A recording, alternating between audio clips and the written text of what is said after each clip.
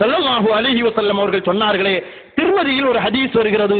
இதன் ஒரு காலத்துல இந்த ஹதீஸையே தூக்கிட்டு நடந்தாங்க. ஆனா இந்த ஹதீஸ் இப்ப அவங்களுக்கு வேண்டாத ஹதீஸாக மாறிவிட்டது. கருத்து வேண்டாத கருத்தாக மாறலாமே அருமை சகோதரர்களே. நாம எடுத்த கருத்து அதை தூக்கி வீசலாம், ஹதீஸ வீச முடியுமா?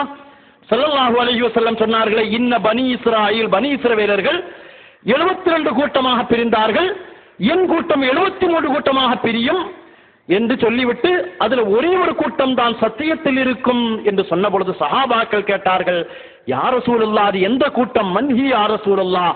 அதற்கு கண்மணி நாயகம் சொன்னார்களே, மா அன அலைஹி வ அஸ்ஹாபி, நான் எதன் மீது இருக்கிறேனோ அதுன்னு சொன்னா போதுமே, நிறுத்தலையே. வ அஸ்ஹாபி, அருமையான தோழர்களே, அருமையான சகோதரர்களே, சத்தியத்தை சத்தியமாக விளங்க ஆசைப்படுபவர்களே, உங்களிடத்தில் அன்போடு கேட்கிறேன், பாசத்தோடு கேட்கிறேன், தீனுக்காக வேண்டி கேட்கிறேன், மார்க்கத்துக்காக வேண்டி கேட்கிறேன். எங்கள் ஜாஸ் அது ஒரு இயக்கம், அதை வைத்து கேட்கவில்லை, நம்முடைய மார்க்கத்தை வைத்து கேட்கிறேன். கண்மணி நாயகம் சொன்னார்களே, வ அஸ்ஹாபி, என்னுடைய தோழர்கள் எதன் மீது இருக்கிறார்களோ, என்னுடைய சஹாபாக்கள் எதன் மீது இருக்கிறார்களோ.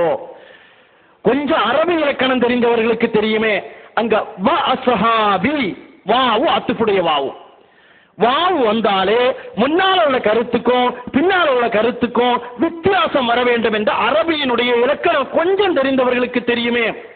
ஸல்லல்லாஹு அலைஹி வஸல்லம் ஒரு பாதை, அந்த பாதையில் பிற்காலத்தில் விளக்கம் கூடுதலாக தேவைப்படுகிறது என்றால் சஹாபாக்கள் விளக்கங்களை, சட்டங்களை விரிவுபடுத்தி இருப்பார்கள். சஹாபாக்களும் சேர்ந்து எந்த கருத்தை சொன்னார்களோ அந்த கருத்தை தான் சரியான கருத்து என்று சொல்லுகிற பொழுது ஏன் சஹாபாக்களை புறக்கணிக்க வேண்டும்?